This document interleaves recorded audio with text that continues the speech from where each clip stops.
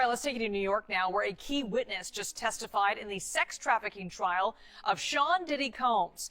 R&B singer and his ex-girlfriend Cassie Ventura took the stand today. Now, we have to warn you, the details in this case are very difficult. All right, pause. This just got real. We're diving straight into the sex trafficking trial of Sean Diddy Combs, a cultural icon facing criminal enterprise allegations. Buckle up. Let us know in the comments.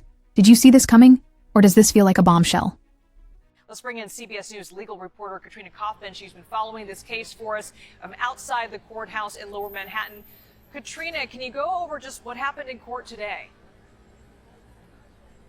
So we are currently hearing from Sean Combs' ex-girlfriend, Cassie Ventura. She walked into the courtroom today in a very tight brown dress that shows off her very late stage pregnancy. This is actually something that the defense was hoping not to have happen. They felt that the jury seeing her pregnant might make her seem more sympathetic to them. It looks as though they lost that battle in front of the judge. But Cassie has been testifying about her relationship with Sean Combs. And there it is. Jury optics. The defense tried to prevent Cassie from appearing pregnant in court. Why? Sympathy. Jurors are human. Seeing a visibly pregnant witness testifying about abuse? That's powerful, and it may tip the emotional scales. How it developed from when she was very young. They met when she was 19, I believe it was. He first kissed her around her 21st birthday, and then we're starting to learn about how they got closer, how he started to exert what appears to be the government trying to show a pattern of control over her life. She was signed to a record deal with his company, but they only put out one of the 10 records that she was supposed to have. So he was in control of a lot of her finances. He got her apartments. He signed her to a 10-record deal and only released one? That's not just career sabotage. It's control through financial dependency. Classic grooming tactic or just bad business? What do you think? Calculated or coincidental? She has started to testify about the abusiveness in their relationship and the sexual proclivities that he introduced her to, like voyeurism and something that he called freak-offs, where she would get male escorts or he would get male escorts, and they would engage in sex acts for anything from hours to days. And she also talks about how their relationship became violent, and she didn't know which side of Combs she would get in the morning. At one point saying that she didn't know if she made the wrong face, if he would hit her in the face. You can also see the government starting to try to lay out this racketeering scheme that they're accusing him of, where they say that he was running his company as a criminal enterprise. She says that his security guards and trusted assistants took part in keeping an eye on her, tracking her down if Combs couldn't reach her. We're on pause for lunch now, but she's taking the stand again any moment to continue their story, and we expect it to go on for the next few days. Here's the legal kicker. Racketeering. Prosecutors aren't just saying Diddy did bad things. They're alleging a full-blown criminal enterprise. If proven, this isn't just about personal misconduct. It's about systemic abuse with an infrastructure behind it. And Katrina, before you go, I just want to make sure we cover what are Diddy's defense lawyers saying about all of this? They're not denying that he had some unusual proclivities, right? You are absolutely right. In opening statements yesterday, they made it clear that they are owning up to a lot of Sean Combs' faults. They say that he's guilty of domestic violence, that he has committed assaults, that he has a really bad temper, but they're saying these are not the things that he's charged with. You know, at the same time, they do want to really make him seem more empathetic to the jury.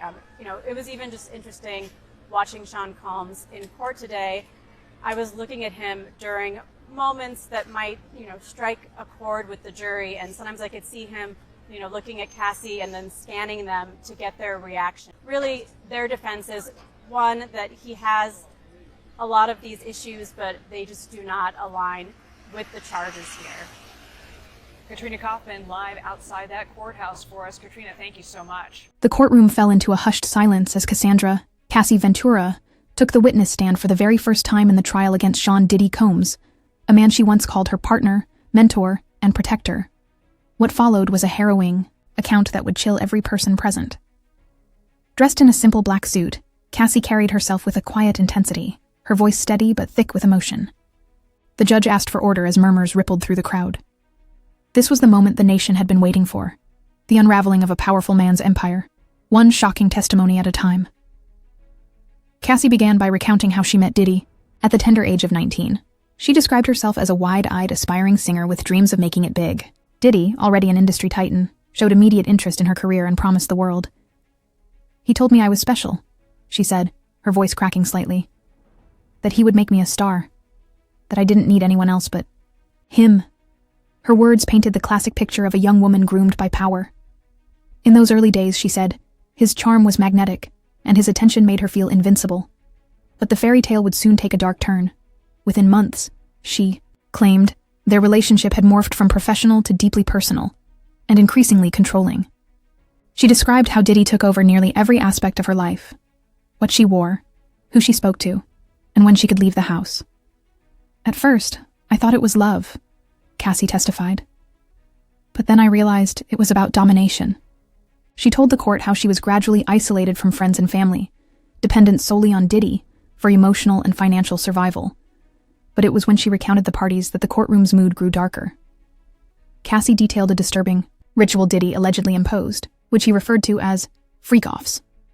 According to her testimony, these were orchestrated nights where she was required to engage in sexual acts with other men, sometimes strangers, often under the influence of alcohol or drugs, and always under Diddy's gaze. "He would film everything," she stated solemnly. "It was never consensual. I was scared. I felt owned." Gasps rippled through the gallery as she described the emotional and psychological coercion. She said saying no was never an option. "If I resisted," she explained, "he would become violent. Or worse, he'd threaten to ruin my life." Perhaps the most damning part of her testimony came when Cassie described an incident that occurred in a Los Angeles hotel suite in 2012. Her voice faltered as she recounted being beaten by Diddy during a jealous rage. "He thought I was looking at another man," she said. "He slammed me against a wall, punched me, and dragged me across the floor by my hair." She added that hotel staff witnessed the aftermath, but no one intervened. The prosecution displayed grainy hotel surveillance footage that appeared to corroborate her claims, showing a disheveled Cassie limping out of an elevator while trying to hide her face. Cassie's testimony continued with accounts of forced drug use. She claimed Diddy kept a constant flow of substances, ecstasy, cocaine, and alcohol, to keep her compliant.